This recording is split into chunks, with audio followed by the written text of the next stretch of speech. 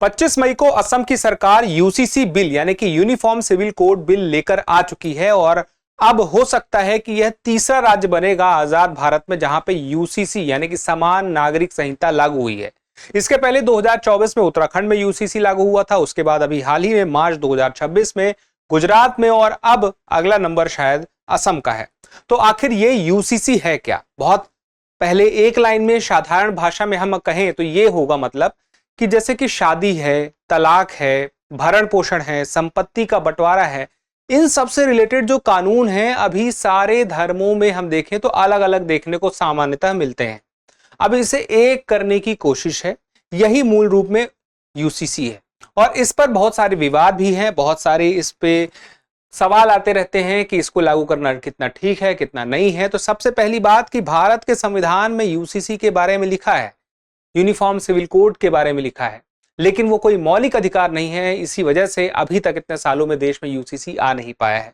चलिए सारी बातों को एक एक करके समझते हैं, इनसे जुड़ा हुआ मुद्दा भी समझते हैं। लेकिन एक जरूरी जानकारी वो ये है कि अगर आप यूपीएससी की या पीसीएस की तैयारी कर रहे हैं या इसके अलावा आप टीचिंग एग्जाम जैसे कि नेट का एग्जाम या जुडिशरी या उसके अलावा सीयूटी एंट्रेंस एग्जाम की आपकी जान पहचान में भी कोई तैयारी कर रहा है तो उनके लिए दृष्टि एक खास मौका लेकर आई है।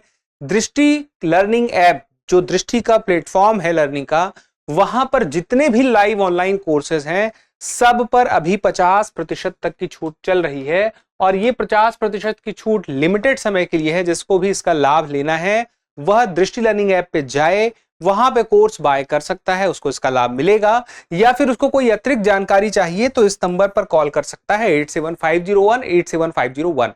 हम आ जाते हैं हमारे टॉपिक पर। तो सबसे पहले सवाल यही आता है कि खबर क्या है।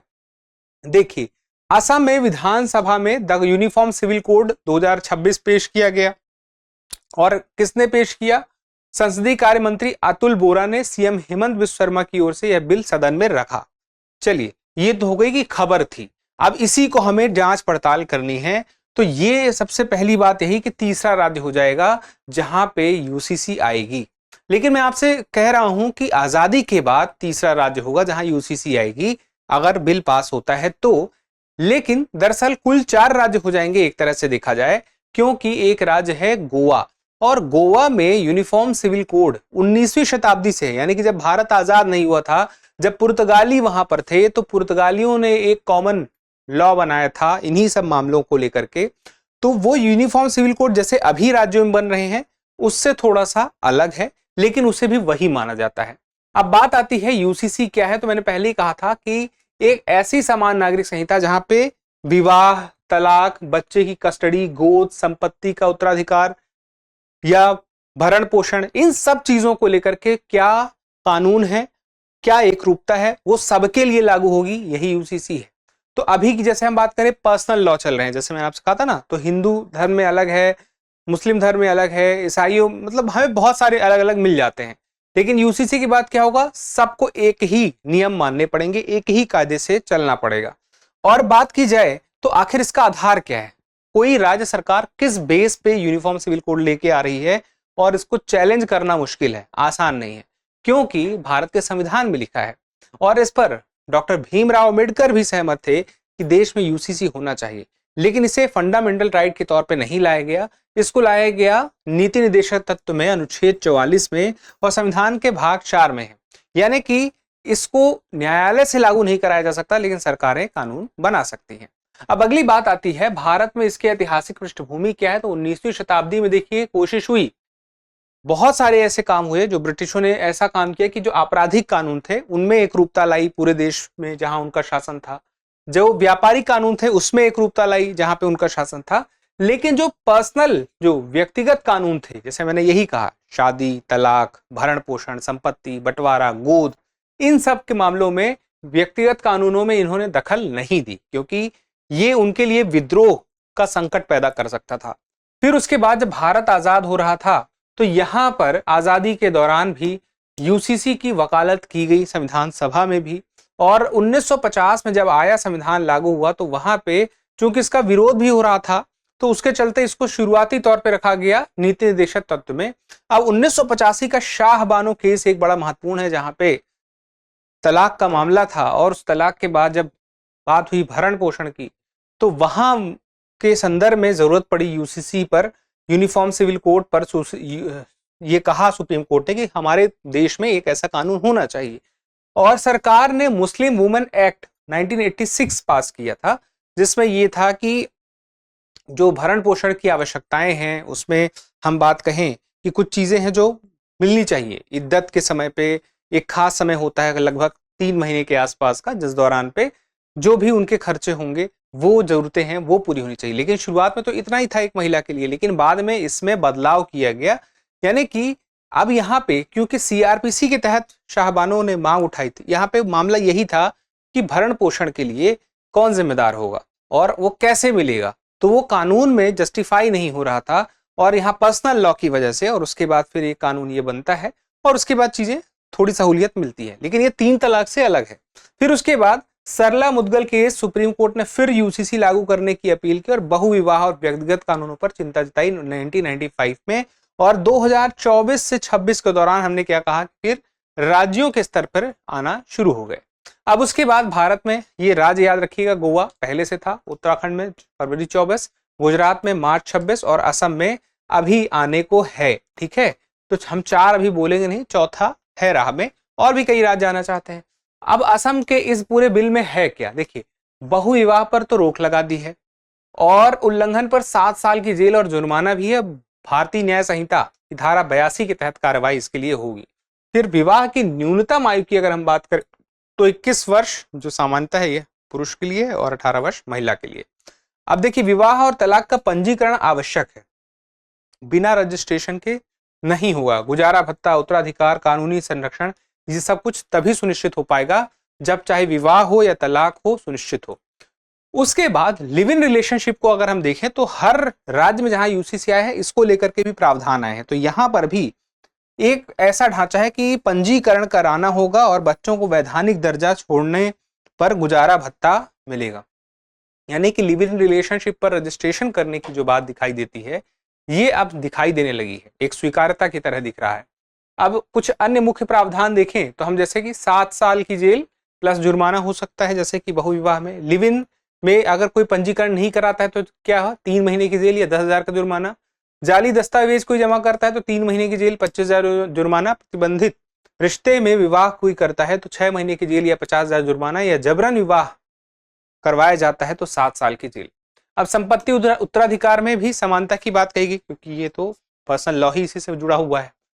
तो अब जिसमें देखिए वारिस की बात करें, पति पत्नी बच्चे माता पिता सभी को लैंगिक समानता के आधार पर वसीयत का आधार अधिकार होगा। यानी कि जो वसीयत है, जो भी चीजें, जो विल की हम बात करते हैं, तो ये विल जो है हर कोई अपना बना सकता है।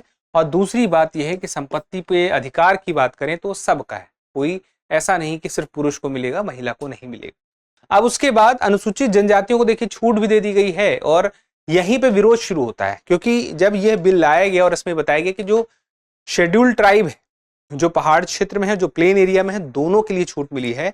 तो ये हुआ कि अगर आप असम में शेड्यूल्ड ट्राइब्स को, चाहे हिल्स हो या प्लेन्स हो, उनको छूट दे रहे हैं तो अल्पसंख्यक को नहीं दे रहे हैं। अल्पसंख्यकों के लिए भी अलग से एक राजनीतिक मांग चल रही है। और उसी के बाद ही देखें तो Assam compulsory registration of Muslim marriage and divorce act 2024 को भी निरस्त किया जाएगा। अब सीधी सी बात है, 2024 का यह कानून आया था विवाह के रजिस्ट्रेशन के लिए, लेकिन जब ये यूसीसी आ जाएगा तो इसकी जरूरत नहीं रहेगी। इसी वजह से इसके रजिस्ट्रेशन की बात चल रही है। अब बात करें इसके लाभों की, ये पूरा यूसीसी क्यों लाया जाता है, इसके पीछे का मकसद क्या है। तो एक तो लैंगिक समानता की बात है। दूसरा, लैंगिक समानता का मतलब क्या हुआ, जो महिला और पुरुष का भेदभाव है वो समाप्त हो और महिलाएं मजबूत स्थिति में आए।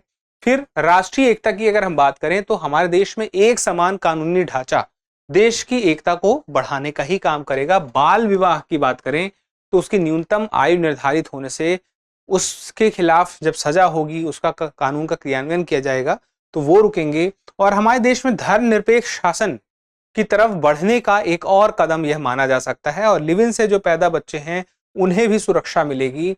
और कहा जाए कि जो पर्सनल लॉ की वजह से कानूनी जटिलताएं रहती हैं, वो जटिलताएं यहां पर यूसीसी की वजह से नहीं होंगी। तो सारी बातों में हम सिर्फ लाभ नहीं देखेंगे, हम चुनौतियां भी देखेंगे। तो चुनौतियों की बात करें तो जैसे कि आपको पता है भारतीय संविधान में जैसे आर्टिकल 25 कहीं हम नाम लें तो धार्मिक स्वतंत्रता का जो अधिकार है वो कहीं ना कहीं सवाल ऐसे उठते हैं, ओवरलैप तो नहीं करता है। यानी कि धार्मिक स्वतंत्रता की मांग चल रही है और जो यहाँ पे प्रतिबंध लगाए जा रहे हैं कोई उन प्रतिबंधों को अपनी धार्मिक स्वतंत्रता में आड़े मानता हो तो क्या किया जाएगा। फिर उसके बाद एक रूपता पर सवाल, ये कहा गया कि अगर आप शेड्यूल्ड ट्राइब के लिए थोड़ी सी उन्हें अलग करके उनको सहूलियत दे रहे हो तो फिर एक रूपता कहां रह गई। फिर उसके बाद निजता के अधिकार की बात भी कही गई कि आर्टिकल 21 के तहत निजता का अधिकार है और चूंकि कोई लिव इन रिलेशनशिप में चाहता है, रह रहा है और अपनी प्राइवेसी सुरक्षित रहना चाहता है तो सवाल ये उठते हैं बहुत लोगों के द्वारा कि फिर निजता बची कहां। फिर अगली बात ये आती है राजनीतिक विरोध, जिसमें यह बात कहा जाता है कि और भी चर्चाएं होनी थी, इसको और बेहतर तरीके से बिल को बनाया जा सकता था या इसको पास किया जा सकता है। अगली बात सांस्कृतिक विविधता की हम बात करें, यहां पे अलग अलग संस्कृतियां, हमारे देश में कई संस्कृतियां हैं उनमें भी एकता है, वहां पे बहुत सारे कायदे हैं, परंपराएं हैं।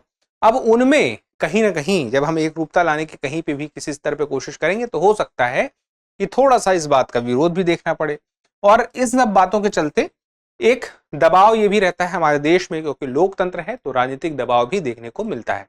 चलिए ये तो सारी बातें हो गई, लेकिन यहाँ पे अब हम निष्कर्ष जो देखें तो कहीं ना कहीं ये बात सही है, विवाह, तलाक, विरासत, गोद, भरण पोषण ये जैसे मुद्दे हैं जहां पे महिलाओं एवं बच्चों के लिए सुरक्षा सुनिश्चित की जानी चाहिए, वो ये कानून करते हैं। दूसरी तरफ हम देखें तो बाल विवाह, बहुविवाह से बचने की कोशिश है। उसके बाद लिव इन का जो ढांचा है उसको मजबूत करने की बात है और संपत्ति उत्तराधिकार के मामले हो गए वो दिखाई देते हैं। लेकिन यहाँ पे कुछ पॉइंट हैं जिन पे अभी चिंता है कि जैसे कि कुछ लोगों को छूट मिलती है तो कुछ और लोग छूट मांग सकते हैं। और दूसरी बात यह है कि इस पर एक व्यापक परामर्श को लेकर के बात आज भी कही जाती है कि और होनी चाहिए, और चर्चा होनी चाहिए, और बेहतर इसमें क्या किया जा सकता है इसकी गुंजाइश बना के रखनी चाहिए। तो ये बात सही भी है, लेकिन अभी फिलहाल के लिए जो स्थिति है वो आपके सामने है। अब एक छोटा सा सवाल है, यूपीएससी में आजकल जैसे सवाल आ रहे हैं थोड़े स्टेटमेंट ज्यादा हैं, तो चलिए उसी तरह से देखते हैं कि भारतीय संविधान का अनुच्छेद 44 राज्य को समान नागरिक संहिता लागू करने के लिए बाध्य करता है। फिर दूसरा, उत्तराखंड स्वतंत्र भारत में यूसीसी पारित करने वाला पहला राज्य है। तीसरा, असम के यूसीसी बिल 2026 में अनुसूचित जनजातियों को इसके प्रावधानों से पूर्णतः छूट दी गई है। और चौथा, लिव इन रिलेशनशिप का पंजीकरण ना कराने पर असम बिल में अधिकतम 1 वर्ष के कारावास का प्रावधान है। तो आपको बताना है इनमें से कितने कथन सही हैं। आपके पास विकल्प है केवल 1, केवल 2, केवल 3 या सभी 4। तो इस सवाल का जवाब जरूर दीजिएगा, क्योंकि जब आप जवाब देते हैं तो हमें और बेहतर करने की प्रेरणा मिलती है। चैनल को सब्सक्राइब कर लीजिए, हमारी और आपकी मुलाकातों का सिलसिला लगातार जारी रहने वाला है। धन्यवाद।